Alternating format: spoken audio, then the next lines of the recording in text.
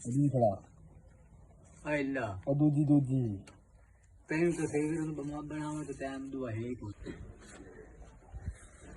ਚਲੋ ਵੇਸ ਲਾ ਭਾਈ।